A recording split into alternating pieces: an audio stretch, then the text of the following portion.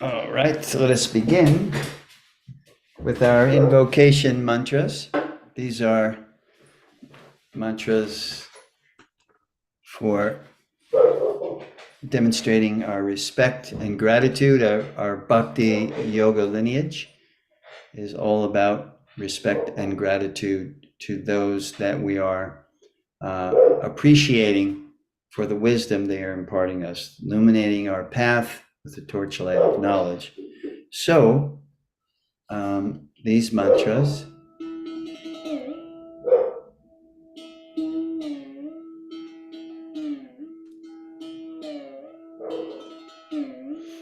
if you happen to know them, you can meditate on the mantras. If you don't, then that's okay.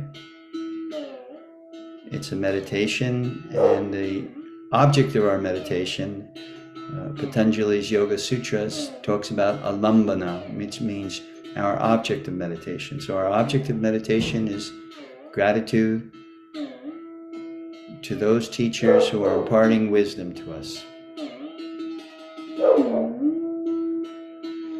Om Jnana Timarandasya Gnanjana Shalakaya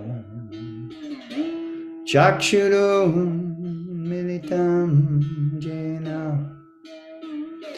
Tasmai Sri Guruve Namaha Tasmai Sri Guruve Namaha Sri Chaitanya Mano Bhistam Swapitam Jena Bhutale Swayam Rupa Kadam Mayam Tadati Swapodantikam Tadati Swapodantikam Namo Vishnu Padaya Krishna Prestaya Bhutale Srimate Bhakti Vedanta Swaminiti Namine Namaste Saraswati Devi Gauravani Pracharine Nirvishesha Shunyavadi Vastutyadi Shutarine Sri Krishna Chaitanya Prabhu Nityananda Sri Advaita Gadadhar Shivasadi Gaura Bhakta Vrinda Hare Krishna Hare Krishna Krishna Krishna Hare Hare Hare Rama Hare Rama Rama Rama Hare Hare.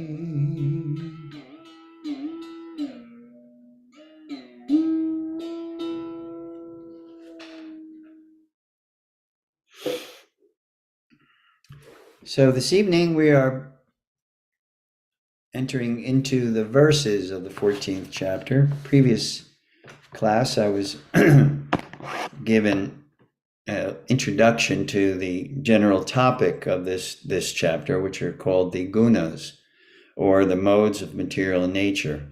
In other words, that influence that both physically and psychologically that we have on us, placed on us by the interaction of the material elements, earth, water, fire, air, ether, mind, the gross elements, mind, intelligence, and ego, the subtle elements. So these combinedly make up at least our exterior, who we are as we are now, as opposed to the soul within that envelope of material elements. So when we are in these material elements, in this body and in this mind, those elements have an influence, and that in Sanskrit is called gunas, and it means ropes that bind us. So the factor that is keeping us shackled to the notion that we are just these bodies and just these minds is due to the influence that is coming upon us by the elements, the body element, the mind element, etc. So if you can wrap your mind around that, then getting into what are the gunas, or the modes of material nature, goodness, passion, and ignorance are the three predominating modes that are there, or influences that are there. And we'll discuss as we'll see. I don't want to get into a whole long description of that, because I want to jump right into the text here. So text 1 of this chapter, titled chapter 14, the three modes of material nature. So Krishna says, again, I shall declare to you the supreme wisdom, the best of all knowledge, knowing which all the sages have attained the supreme perfection.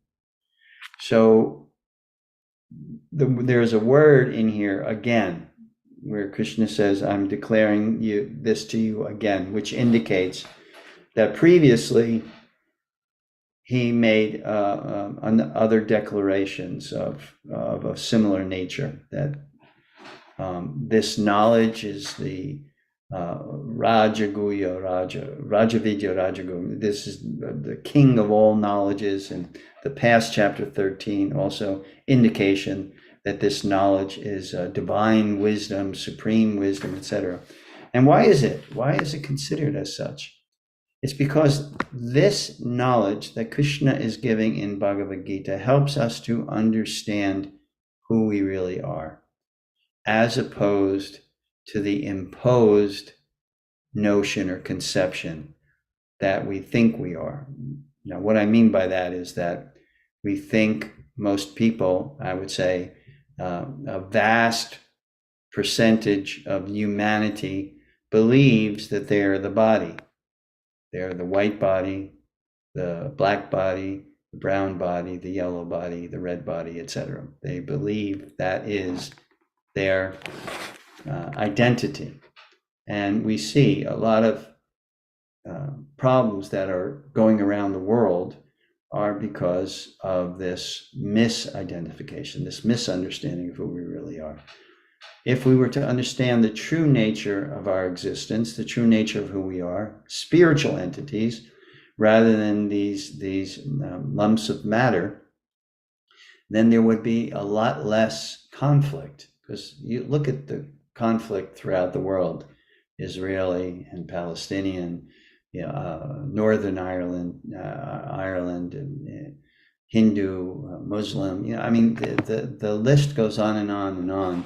That based on designation or identification with the body color, the place of birth of the body, all of these things, that all the problems begin to arise. So the importance of the Gita is to have us understand this supreme wisdom, this divine wisdom, which clearly delineates the distinction between matter and spirit, and clearly points to the fact that we are not matter, that is just a temporary resting place for the soul.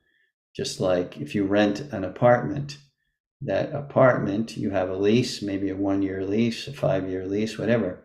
When the lease is done, the landlord has the right to, not renew the lease, or to increase the cost of the lease, the how much you have to pay. So much. Like last year, we were renting a house in Boca before we bought, and our landlord decided to raise our rent $800, which was the motivating factor for us to buy our own house.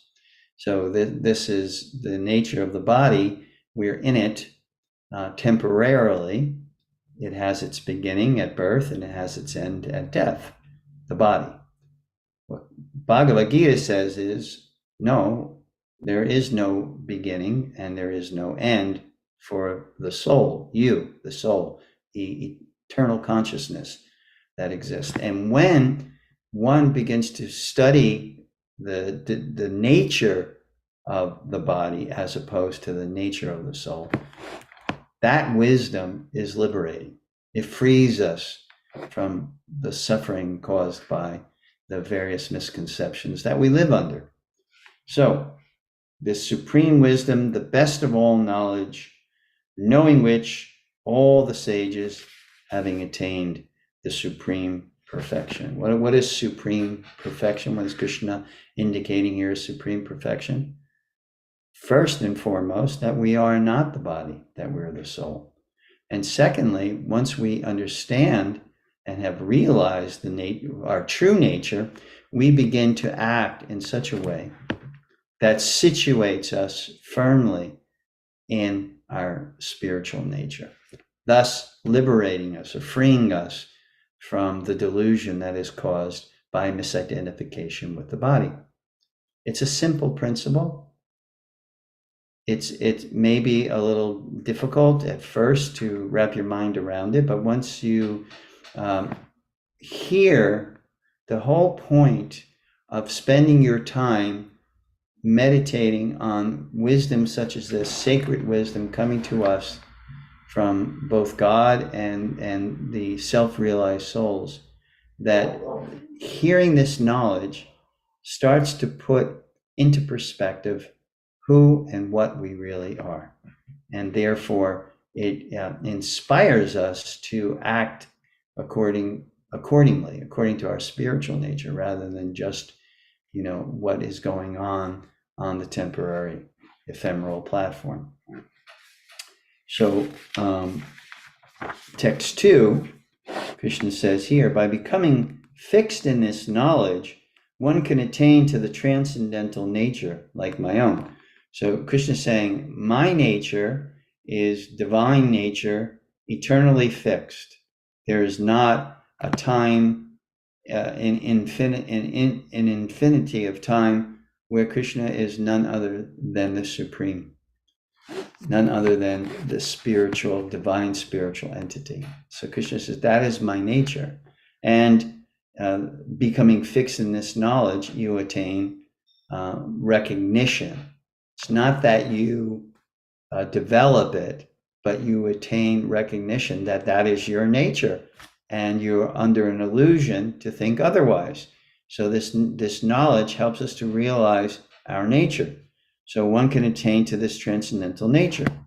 Thus established in your nature, your spiritual nature, one is not born at the time of creation or disturbed at the time of dissolution.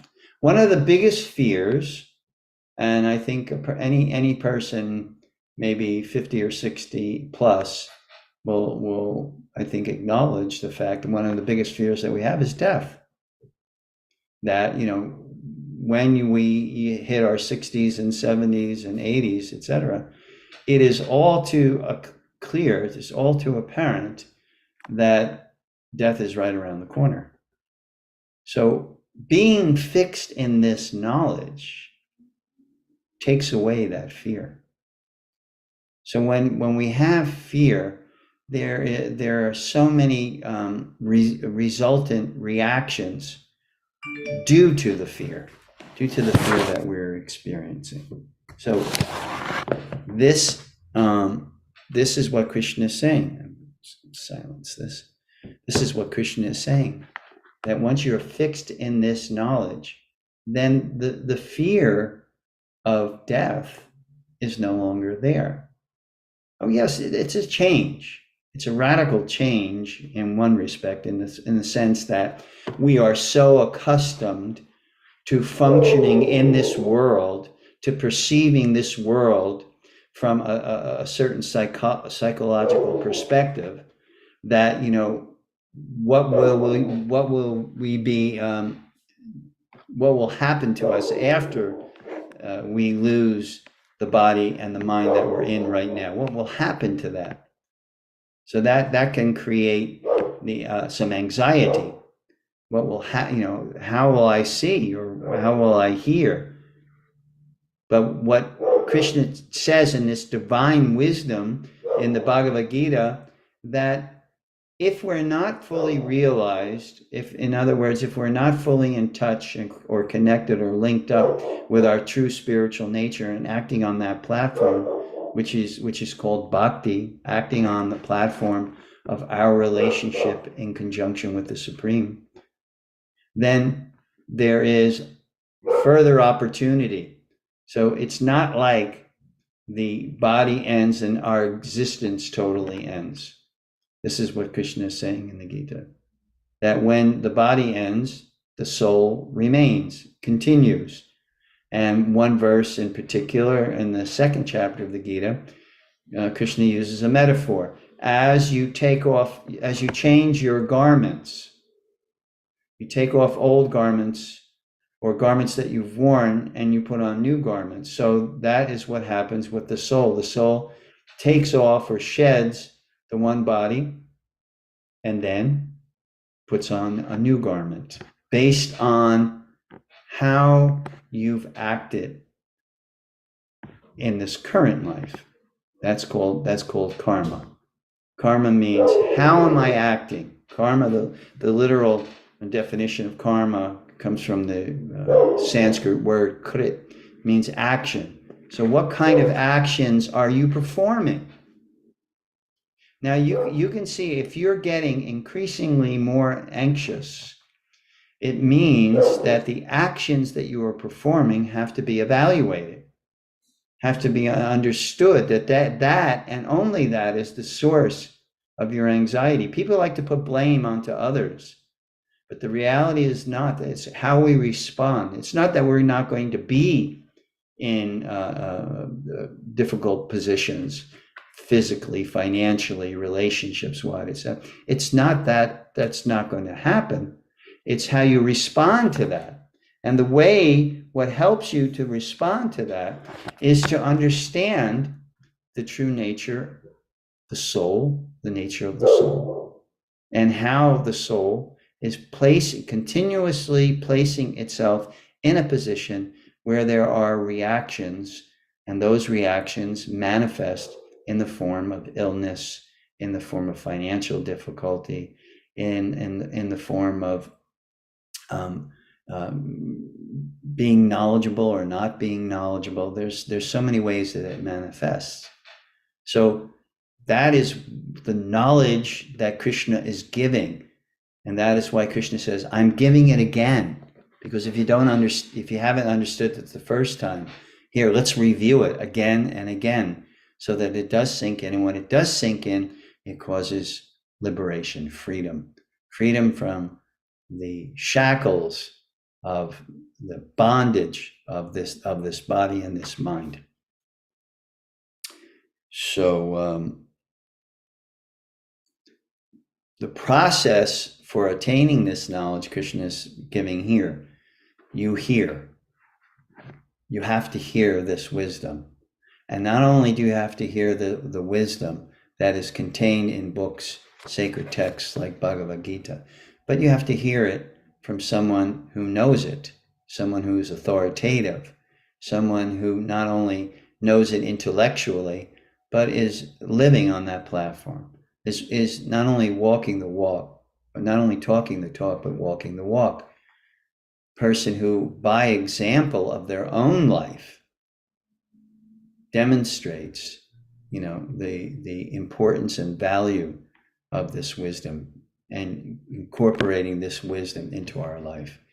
First, we hear this wisdom from someone who is fully capable of imparting this wisdom.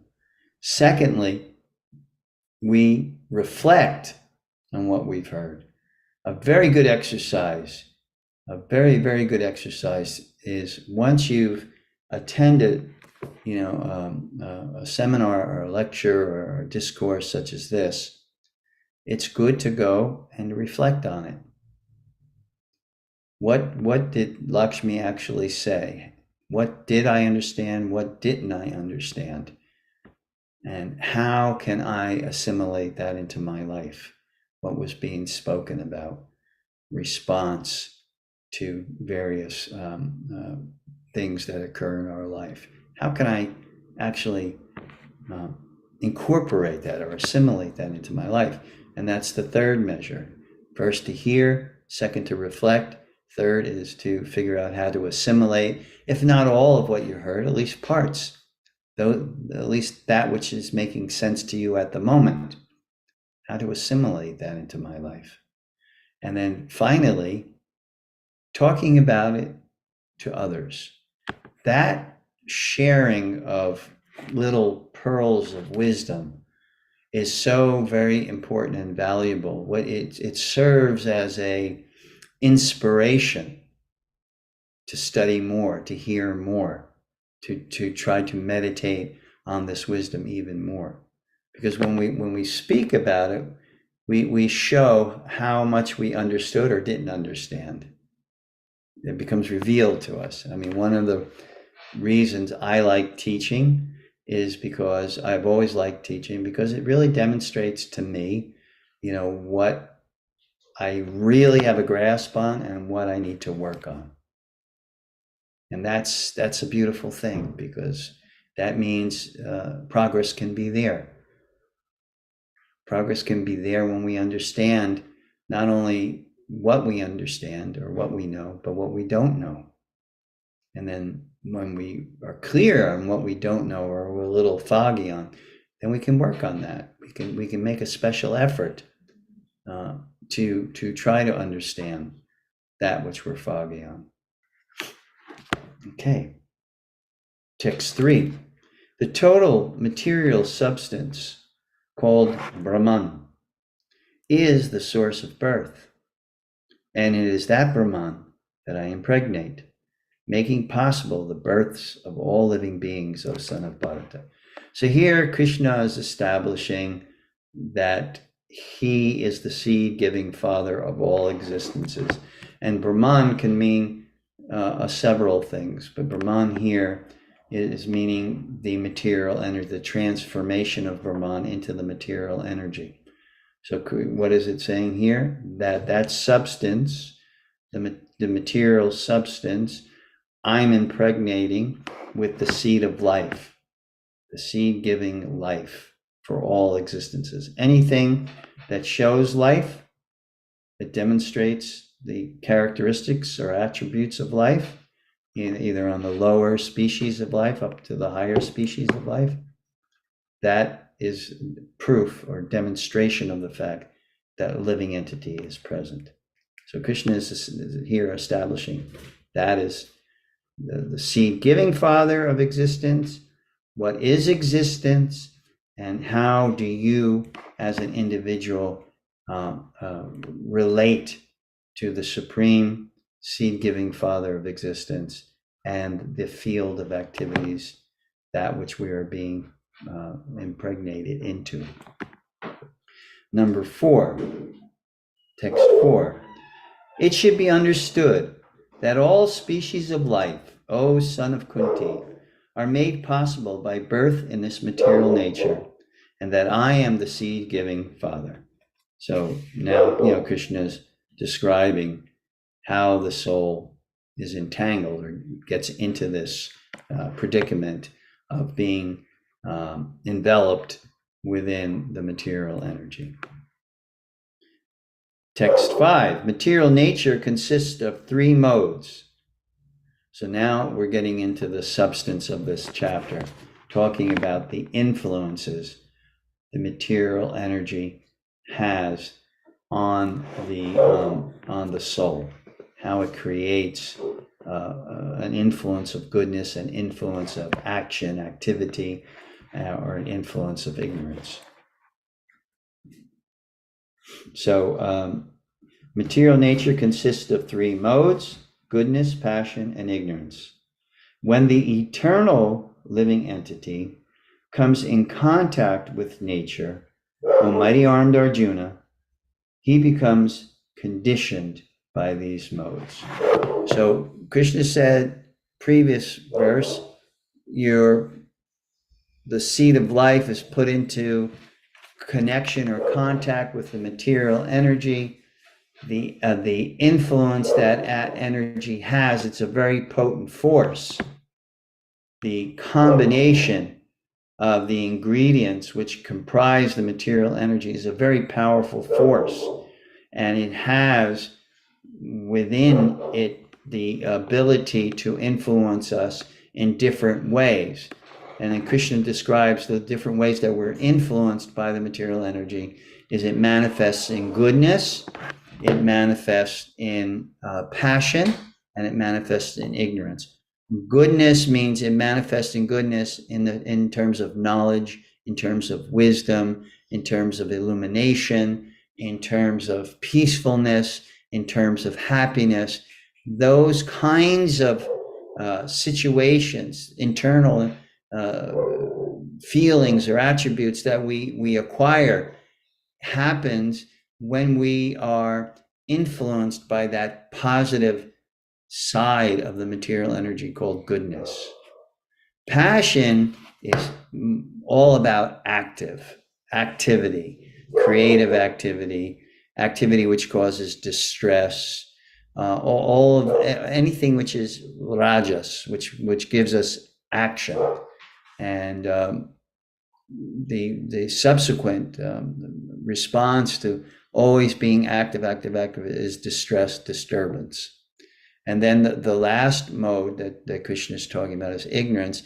And ignorance means simply not understanding things as they are. When we do not understand that there is a soul, and then the soul is distinct from the material body, that there is material energy, that material energy serves as our field of action that we have. When we are not able to understand that, or not inclined to understand that, that is due to the more negative side or the influence of the material energy that will cause us to be in a diluted condition. It's very interesting. I have here, just to give you a little glimmer, we'll talk about it. There's yoga. What Krishna is talking about, yoga means the process to link us up to the divine, to the supreme, to God, to link us, to connect us, or to reconnect us. And there is Ayurveda. And Ayurveda means the knowledge of life, how to live our life when we are in the field of material energy. There is a science that will bring us health and mental stability, and that is called Ayurveda. So in Ayurveda, the three divisions are according to the combination of material elements. When you have ether and air combined, you become like one particular type, vata. And there's a whole physiognomy that's there, and there's a psychology that's there, etc. When you have a predominance of fire and air, then you'll be in another category called pitta. And then there's a third category called kapha. So these kapha is earth and water. And am I right on that? Kapha. It's not air, it's fire and water. Fire and water is pitta, and kapha. Water and earth is kapha. So you have these categories based on the combination, the predominance of this combination of elements.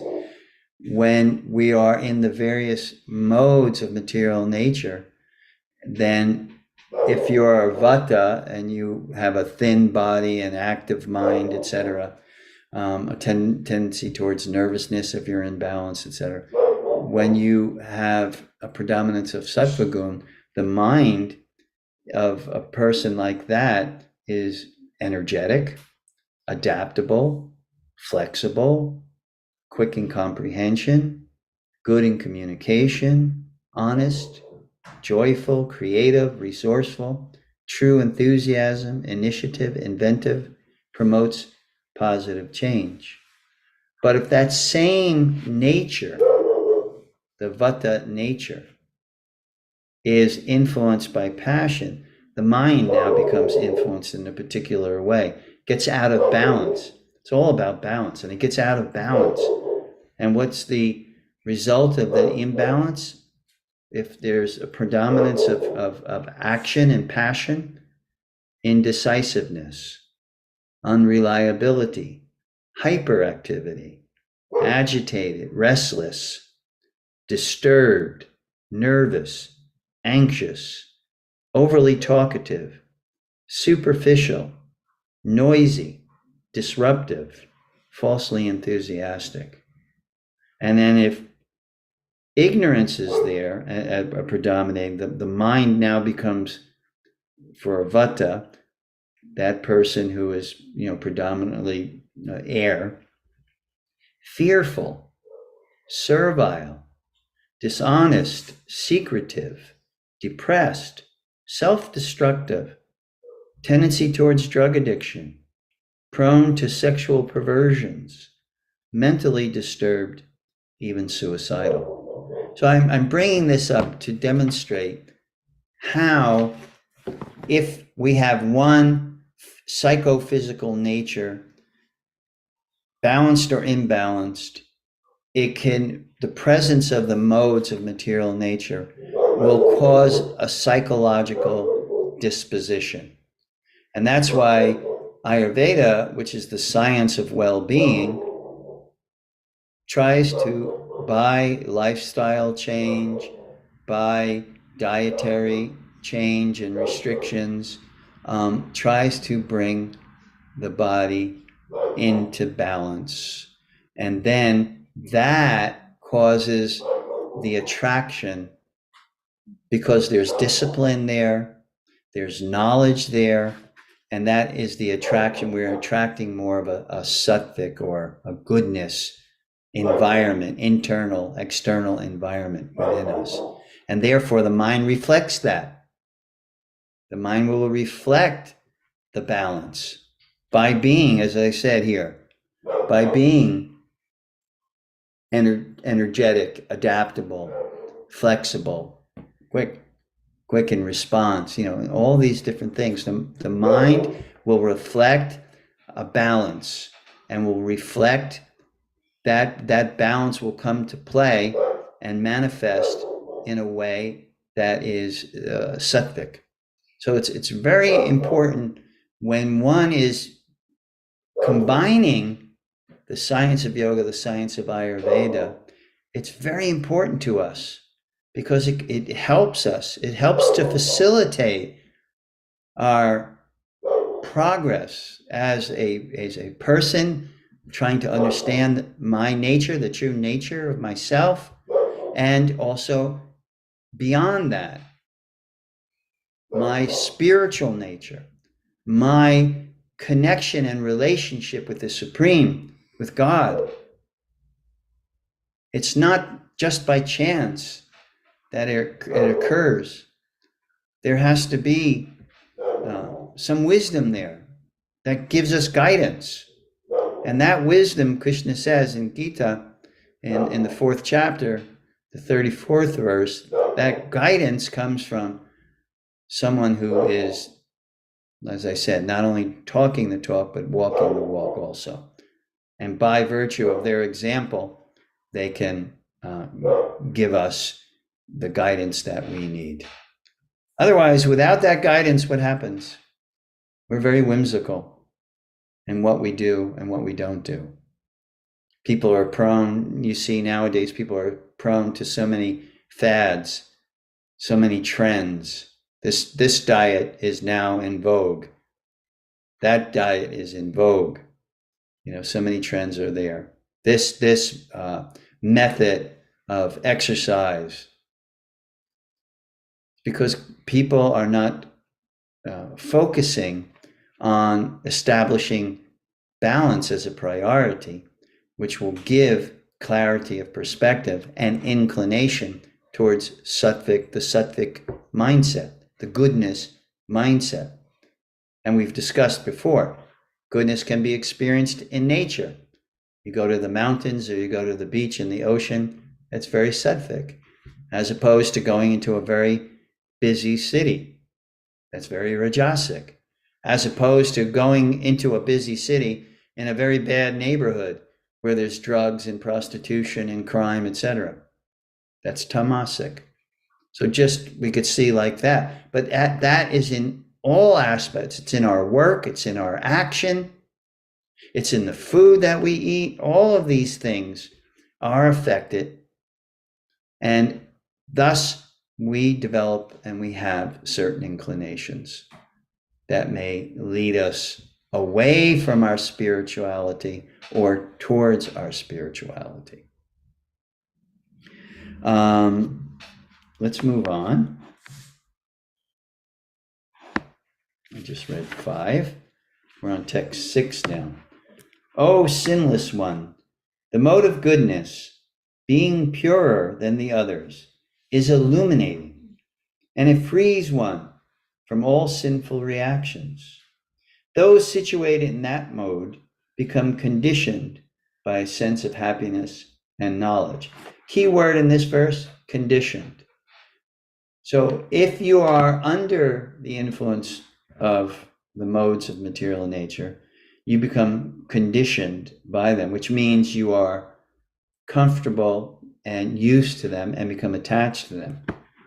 But in order to attain complete spiritual emancipation, freedom, and even higher than just the freedom from the bodily notion, enter into love, a love relationship with God. In order to enter into that state of existence, then one must be situated in this mode of material nature preliminarily. And then the more one practices, the purer the heart becomes, the inclinations towards activities of a pure nature, of a spiritual nature, of a devotional nature, they become more part of what we want to do and where we want to be. I remember in my own progress, my own spiritual progress, I hit a point in life, as we all do. I was around maybe 20 years old, and I wanted to live a life that was free from suffering. But the current path was fraught with suffering. As I said before, it comes in health, it comes in mind, it comes in finance, it comes in relationships. There's all kinds of stress that it's upon us.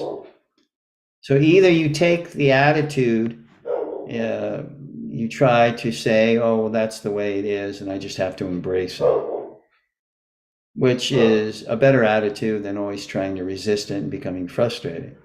But there is another attitude that you can take. How do I become free from this stress? How do I become free from this anxiety?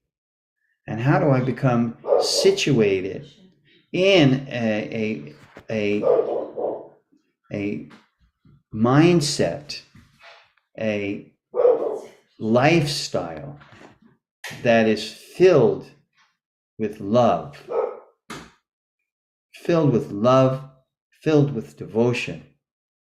And when we see the value of that, the connection to God through love and devotion, we see that the value of that, then life takes a turn, a radical turn. We don't see everything in a self-centered way. Now our perspective changes. Rather than being self-centered, me, I am, and this is mine. That's the attitude of the false ego, ahankara. I am this, I am that, I am white, I am male, I am American, I am all these various designations. Then the perspective begins to understand when we start looking at our identity, our true identity. I am soul. Soul is by constitution eternal, knowledgeable, and full of bliss. And I can experience my eternality, the knowledge, and the blissful nature of who I really am if I am connected, yukta. That means linked up. So the process of yoga helps us to link up to the lifestyle, the mindset that we need in order to gain full recognition of our true constitutional nature as a lover of God. To experience that love. And the end result of that, the analogy that's used in the Srimad Bhagavatam is pouring water on the root of a tree. You can spend all your time pouring water on the leaves and the twigs and the branches, etc. But that tree fully benefits if you water the roots. Then every aspect of the tree will benefit, will thrive. So in the Bhagavatam, it's stated that if we water the root of our existence, which is God, we connect in a loving relationship, then all other aspects of our life benefits and thrives. If we develop a thriving, loving relationship with God, think about that. It's not something that which is, just hypothetical. A thriving, loving relationship. Bring it to your own life. When do you feel like you're thriving? When do you feel like you're loving? Now imagine that in relationship to your connection with God. That it is thriving, it is energetic, it is dynamic, it is growing, it is progressing, and you're experiencing all the benefits of a thriving, growing, loving relationship with God. And all living entities are benefit. People in general are kind-hearted, I find. You see, people are charitably disposed. Most people have a charitable disposition to them. And they like to help this institution, to help rescue animals, or to help homeless people, or to, the various, you all know the various charitable organizations that are out there. And they're in existence because people are charitably disposed. But imagine having the disposition of wanting to act in such a way where all the universe, all living entities in the universe feel the ripple effect of your loving devotion. That is, the culmination of the yoga experience. That's the summum bonum of the yoga experience. So even to become freed from the conditioning to a certain type of sensory happiness or moralistic happiness, to become freed from that and to engage in the blissful, loving relationship to the Supreme. Text 7, the mode of passion is born of unlimited desires and longings. hankerings. You know, when you hanker after something, oh, I want that car, I want that house, I want that person, I want that meal, unlimited. Krishna uses the word here, unlimited desires. Means, what does unlimited means? No end to it. That when you satisfy one desire, then another one crops up. A person wants to be wealthy. When they become wealthy, what do they want? They want to become powerful. They want their wealth to bring them power and fame and distinction and adoration. So Krishna says unlimited desires and longings, hankerings. And because of this, the embodied living entity is bound to work fruitively. In other words, you work, the fruits are there of your labor, and then you enjoy those fruits. So you're bound to that kind of interplay with the material energy. So, text 8. O son of Bharat, know that the mode of darkness, born of ignorance, is the delusion of all embodied living entities. The results of this mode are madness, indolence, and sleep, which bind the conditioned soul. So we need to sleep, and in order to sleep, there is the influence of tamagun. So what Krishna is saying here, you need to act, so there's rajagun, action, motivated to action.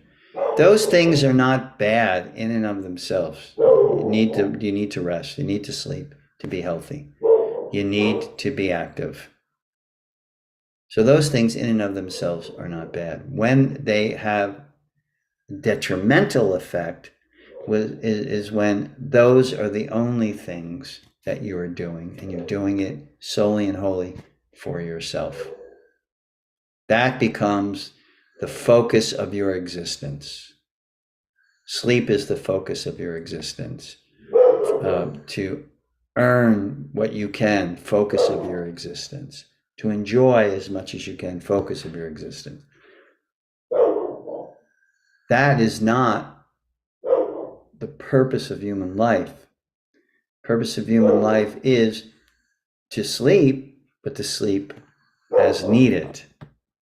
Krishna says in the sixth chapter of the Gita, one should not sleep too much, nor sleep too little.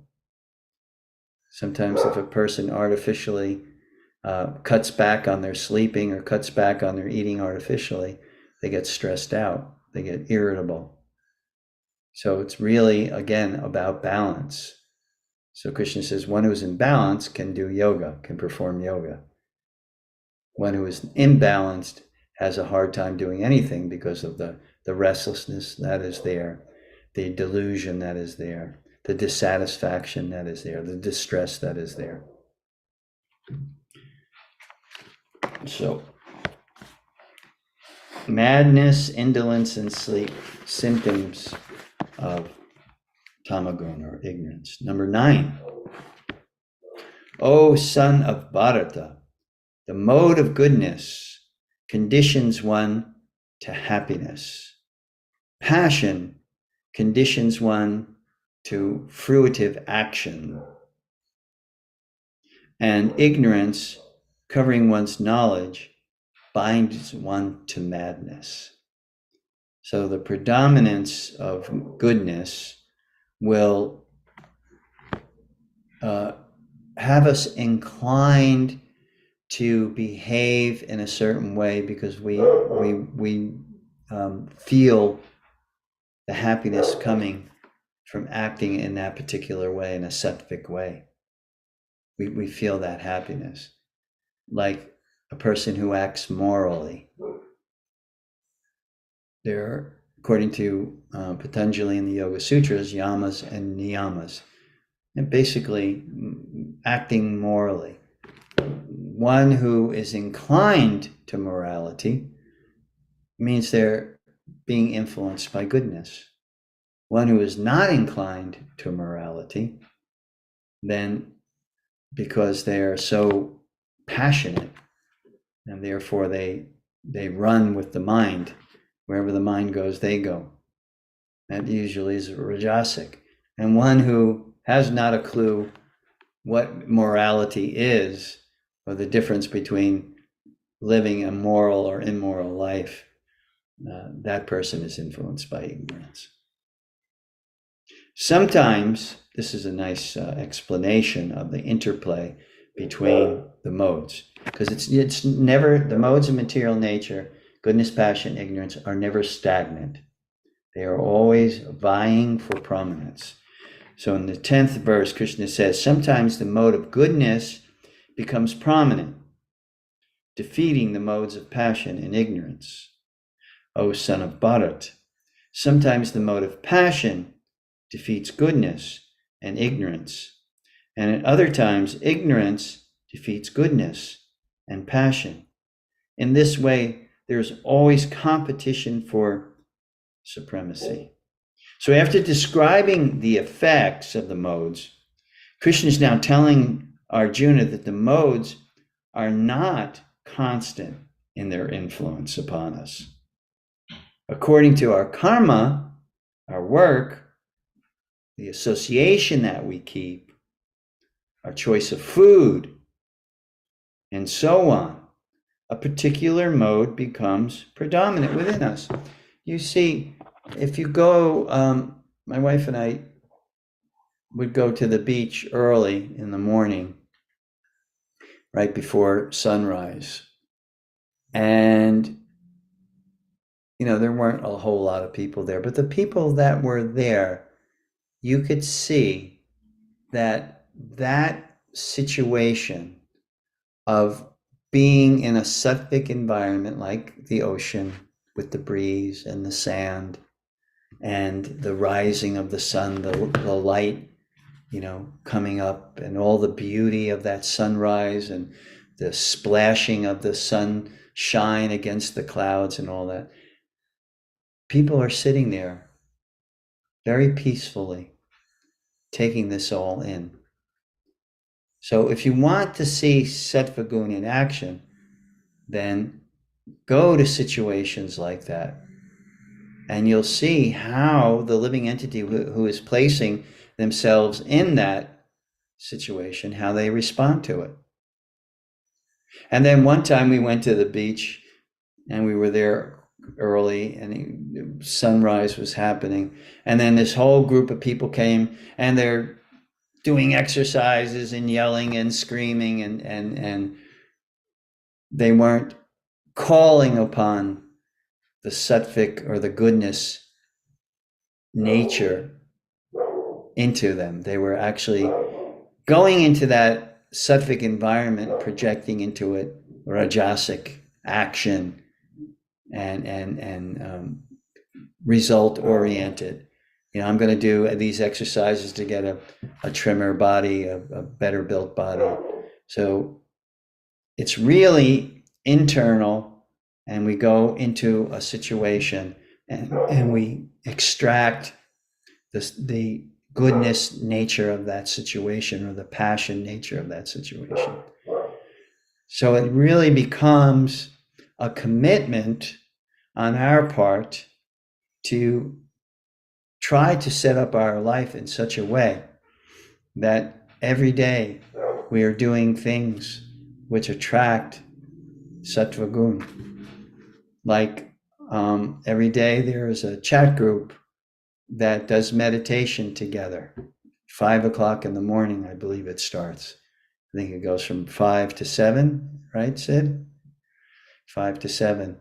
And everyone is doing their meditation on Zoom from their home, but they're getting reinforced, they're getting surcharged, you know, by the association and the fact that this combination of intention, this meditative intention, calling upon the Supreme by calling upon the holy names of the Supreme, this kind of intention, group intention, has a really powerful force. It really helps one to stay within the meditative state. So there are so many things that we can do in order to structure our life in a way to bring balance to it, to bring goodness into it, and ultimately to purify even goodness so that we become to the pure goodness platform. From that platform, we can experience this love of God. So, any questions on what I've said so far? We're getting into the actual description of the modes of material nature and what they look like in real time. So you can actually become well versed in this chapter in particular. It's not a long chapter. This chapter is only 27 verses. You become well schooled in what are the modes of material nature. You can adjust your life in such a way, orchestrate your life in such a way that you have an internal mindset of sattva gun, and that is very conducive for meditation and the practice of yoga, bhakti yoga, the yoga of love and devotion, thrives in such an environment. They say cleanliness is next to godliness, right? Well, cleanliness is an attribute of sattva gun. If your environment is clean and orderly, that's an indication of it, or an inclination towards sattva gun. If your environment is disheveled, you have things all over the place, not in proper order, that's an indication of rajasic. And if your environment is dirty, not only disheveled, but not clean, that's the result of ignorance or tamagun. So we can create for us a watch list of the guna effects in our life, and try to, with conviction and in proper intention, to structure our lives in such a way that we have a prominence of sattva gun in our life, so that we can do our spiritual practice and cleanse the heart even from sattva gun. We go into pure spiritual goodness with no difference between sattva gun and suddha sattva, between goodness and pure goodness. Sattva gun is still having the effects, the interplay of rajagun and tamagun. They're still coming in. They're coming into prominence, and then they're fading and coming and fading. When one is in suddha sattva, pure goodness, when one's heart has become cleansed from any trace of rajas or tamas, passion or ignorance, and is situated in a vishuddha sattva or vishuddha sattva platform, then they can always maintain their connection and devotion to God, to the Supreme. So any question or comment regarding what's being said? I encourage you to study this chapter with a great deal of diligence, and it will help tremendously. Hare Krishna, Prabhu. This is Shaktiman Das. Hey, Shaktiman, Hare Krishna, how are you? I'm good, Prabhu. Thank you. Just one question. You said Shuddha Sattva and Vishuddha Sattva. They are two separate things, or it's one? Say that again. I mentioned- think my volume is a little low here. Let me see if I can raise the volume. Oh yeah. All right. Now Can you hear me now? Yeah, I hear it. It was my volume. Okay. So my question is, you mentioned Shuddha Sattva and Vishuddha Sattva. So they are two separate things, or it's just one? One. Okay. They're synonymous. Okay. Okay. They're addressed differently in different places, but they're synonymous. Okay. And you said in Vishuddha Sattva we will not have the influence of mode of passion and ignorance. Yes, correct. Then we're under a different set of laws. Mm-hmm. You know, as long as you're under the modes of material nature, you're under the law of karma. There's action, reaction. Mm-hmm. When you come to the Shuddha Sattva platform, pure goodness, then you're under the direction directly of God, the Supreme, Okay. Krishna. Okay. So, I mean, to reach to the platform of Shuddha Sattva, at least we should come to the platform of mode of goodness. Yeah, it said there's a verse in the Bhagavatam. Mm-hmm. I used to know it. I forget it now, but it describes how initially the practice of bhakti brings us to the sattvic platform. Then creates all auspiciousness, and then it leads us to the platform of being totally cleansed. So usually the preliminary effect of doing bhakti yoga is we have a greater tendency, inclination to sattvic activities. That's why we're able to follow regulative principles, to give up things which are detrimental to our spiritual life. That's because, the inclination for towards a sattvic lifestyle. These are all symptoms of a sattvic lifestyle. Okay. Prabhu, I have one more question. I don't if no one has any questions, can I ask one more question? Yes, please do. Yeah, I mean, the deliverance of Muchkunda in Muchkunda story. Right. Muchkunda was supporting the demigods, and he was fighting for the demigods, and then he went to Crest, right? Right, Yeah, Prabhu? Yeah. So that's right. yeah, so I mean, when Krishna came to see him, and that means Muchkunda was already in a different level, right, in devotion, Yeah. but Yeah. still like And he also received a blessing. right. He received that blessing, and that blessing, just like Nalakuvara and Manigriva, Mm-hmm. there are many personalities that received blessings that put them in contact with, Right. and thus they're taken Yeah. to a whole other level. Yeah. So Muchkunda was able to see Krishna, and he was able to directly talk to Krishna, and he was praying Krishna. I mean, he was already in a different level of bhakti, right? He was already doing bhakti yoga or something.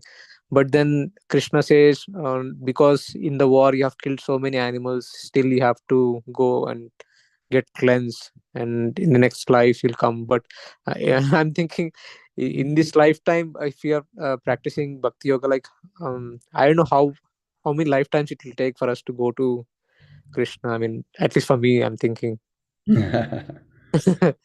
Well, that's why the emphasis on bhakti yoga is on grace, on mercy. Mm, It's really we can do to the best of our ability. This is Kali Yuga. We are at it's an uphill battle in this day and age of Kali Yuga. So more so than ever, the people are less qualified for self-realization. Right from birth, we're conditioned to do things which are viyogic, which separate us from God rather than to connect us. So this day and age is really considered a blessing because it is so contrary to the spiritual mindset that the only way we can really advance is through the grace of our blessed guru, mhm. and the process that Chaitanya Mahaprabhu brought to this planet. Just the simple chanting of God's names, and with proper intention.